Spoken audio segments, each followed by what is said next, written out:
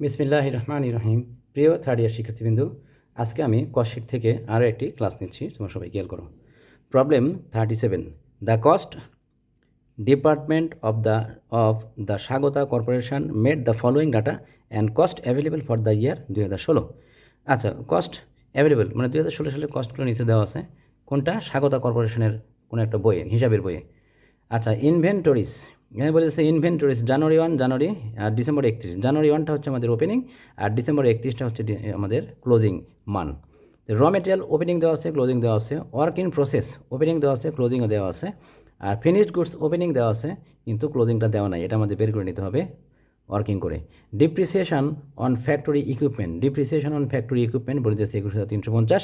এটা ফ্যাক্টরি ওভারহেডের মধ্যে যাবে, ফ্যাক্টরি ওভারহেডের মধ্যে। তো আমরা এটা যখন কস্ট শিট করবো তখন এটা ফ্যাক্টরি ওভারের মধ্যে এই কস্টটা দেখাবো। দেখো বাকিগুলো আর কি কি বলেছে। ইন্টারেস্ট আর্নড, আচ্ছা ইন্টারেস্ট আর্নডের পরিমাণ দেওয়া আছে 6,300। র ম্যাটেরিয়াল পারচেস দেওয়া আছে 3,64,000। তারপরে direct labour, raw material purchased, direct লেবারও দেওয়া আছে, এটা আমরা প্রাইম কস্ট নির্ণয় করার সময় নিয়ে আসবো। ইনডাইরেক্ট লেবার ফ্যাক্টরি ওভারের মধ্যে যাবে। ফ্রেট ইন, এটা র মেটেরিয়াল পারচেসের সাথে আমরা কী করব, যোগ করব। র মেটেরিয়াল পারচেসের সাথে ফ্রেট ইনটা যোগ হবে। আচ্ছা, তারপরে কি আছে? মিসলেনিয়াস ফ্যাক্টরি ওভারহেড, এটা ফ্যাক্টরি ওভারহেডের মধ্যে যাবে।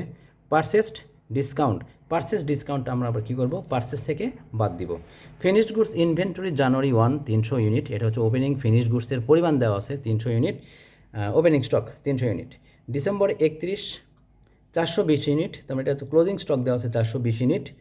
All from current year production, আচ্ছা তা বলছে সোল্ড ডিউরিং 2016 সালের সেলসের পরিমাণ দেওয়া হচ্ছে টোটাল কত, 3880 ইউনিট। আর প্রতি ইউনিটের দাম কত টাকা করে ধরেছে? 220 টাকা পার ইউনিট, প্রতি ইউনিট বিক্রি করেছে 220 টাকা করে। এবার তোমাকে এই তথ্যগুলো দিয়ে নির্ণয় করতে বলেছে statement of cost of goods sold আর income statement of cost of goods sold বের করতে বলেছে, আর ইনকাম স্টেটমেন্ট 2 নম্বর রিকোয়ারমেন্টে ইনকাম স্টেটমেন্টটা তৈরি করতে বলেছে। দেখো আমি অঙ্কটা সম্পূর্ণটা বুঝিয়ে দিচ্ছি। প্রবলেম 37, প্রথমে আসবে ওয়ার্কিং 1, ক্যালকুলেশন অফ প্রোডাকশান। আমাদের প্রোডাকশন অঙ্কের কোথাও দেওয়া নাই, তাই প্রোডাকশনটা আগে বের করে নিতে হবে। Calculation of production unit, opening plus production minus sales সমান ক্লোজিং। ওপেনিংয়ের পরিমাণ দেওয়া আছে 300, প্রোডাকশান নাই, সেলসের পরিমাণ দেওয়া আছে 3880, আর ক্লোজিং দেওয়া আছে কত 420। আমরা এখান থেকে দেখতে পাচ্ছি প্রোডাকশনের পরিমাণ ক্যালকুলেশন করে 4000 ইউনিট পেলাম। এখন প্রোডাকশন কস্ট পার ইউনিট, এটা আমাদের অঙ্কের কোথাও দেওয়া নাই। প্রোডাকশন কস্ট পার ইউনিট কেন লাগবে? কারণ আমাদের ক্লোজিং ইউনিটটা দেওয়া আছে 420, কিন্তু ক্লোজিং ইউনিটের দাম কত সেই দামটা দেওয়া নাই। ক্লোজিং ফিনিশড গুডসের দাম দেওয়া নাই। ক্লোজিং ফিনিশড গুডসের দাম বের করতে হলে আমাদের প্রোডাকশন কস্ট পার ইউনিট দিয়ে ক্লোজিং ইউনিটকে গুণ করতে হবে।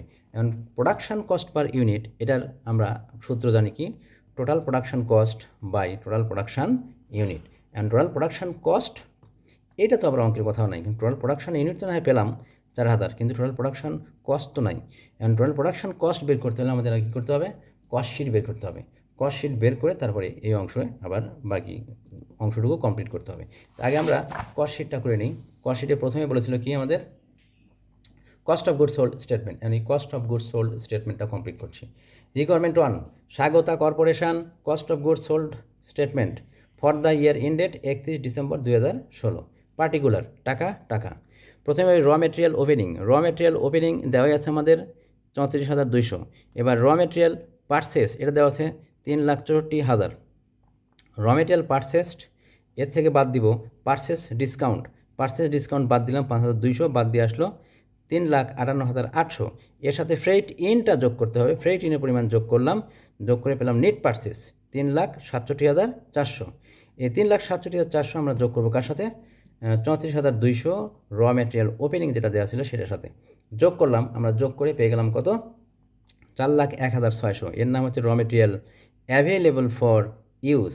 এবার র মেটেরিয়াল অ্যাভেলেবল ফর ইউজের সাথে বিয়োগ করবো, ইউজ থেকে বিয়োগ করবো র মেটেরিয়াল ক্লোজিংয়ের পরিমাণটা দেওয়া আছে আমাদের অঙ্কে, এটা বাদ দিলাম, বাদ দিয়ে যে অ্যামাউন্ট আসবে এর নাম হচ্ছে র মেটেরিয়াল ইউজডের সাথে আমরা এখন যোগ করব ডাইরেক্ট লেবারটা আমাদের অঙ্কে সরাসরি বলে দিয়েছে কত, 1,62,500। এবার ডাইরেক্ট লেবার যোগ করে যেটা আসলো এর নাম হচ্ছে প্রাইম কস্ট আসলো কত, 5,14,800। আচ্ছা, এবার আমরা এর সাথে add factory overhead factory overhead দেওয়া আছে কত, depreciation on factory expense, factory equipment, depreciation on factory equipment, factory ইকুইপমেন্টের পরিমাণ দেওয়া আছে আমাদের 21,350, ডাইরেক্ট লেবার দেওয়া আছে 83,400, আর মিসিনিয়াস ফ্যাক্টরি ওভারহেড এটা দেওয়া আছে কত 47,900, এই 47,900 এই সবগুলো যোগ করে টোটাল ফ্যাক্টরি ওভারহেড পেলাম কত 1,52,650। এবার 1,52,650 আমরা যোগ করবো কার সাথে, এদের প্রাইম কস্টের সাথে যোগ করব। প্রাইম কস্ট ছিল 5,14,800, এই 5,14,800 সাথে আমরা 1,52,650 যোগ করলে পাবো 6,67,450, এর নাম হচ্ছে অর কস্ট। আচ্ছা, অর কস্ট পেলাম। এবার অর কস্টের সাথে যোগ হবে work in process opening, work in process ওপেনিংটা যোগ করব আর ক্লোজিংটা বিয়োগ করব।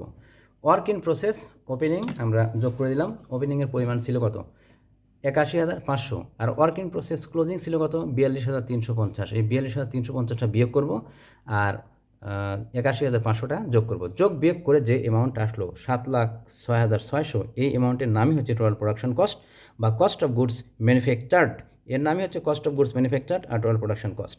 আমরা টোটাল প্রোডাকশন কস্টটা পেয়েছি, পেছনে একটা ওয়ার্কিং করতে করতে রেখে আসছিলাম, ওইটা এখন আমরা কমপ্লিট করব। ওয়ার্কিং 2, এখানে আমাদের প্রোডাকশন কস্ট দরকার ছিল, যে প্রোডাকশন কস্টের পরিমাণ আমরা পেয়েছি 7,06,600, এই 7,06,600টাকে আমরা ভাগ করব প্রোডাকশন ইউনিট দিয়ে 4,000 দিয়ে ভাগ করে পেয়ে গেলাম কত 1,76,000 না 176.65, 176.65 প্রোডাকশন কস্ট পার ইউনিট, মানে কস্ট পার ইউনিট কত 176.65। এখন আমরা ফিনিশড গুডসের ইউনিট যেটা পেয়েছি সেই ফিনিশড গুডসের ইউনিটকে এই প্রোডাকশন কস্ট পার ইউনিট দিয়ে গুণ করব।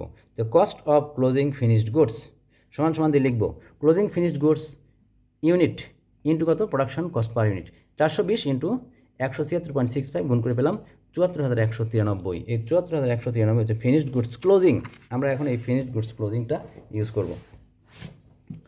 ফিনিশড গুডস ক্লোজিং আমরা একটু আগে যেটা বের করেছিলাম আর কি 7,06,600 প্রোডাকশন কস্ট বা কস্ট অফ গুডস ম্যানুফ্যাকচার্ড, এই কস্ট অফ গুডস ম্যানুফ্যাকচার্ডের সাথে যোগ করব ফিনিশড গুডস ওপেনিং আর লেস করব finished goods closing, finished goods closing আর ওপেনিং যোগ বিয়োগ করে যেটা আসবে এর নামই হচ্ছে কস্ট অফ গুডস সোল্ড।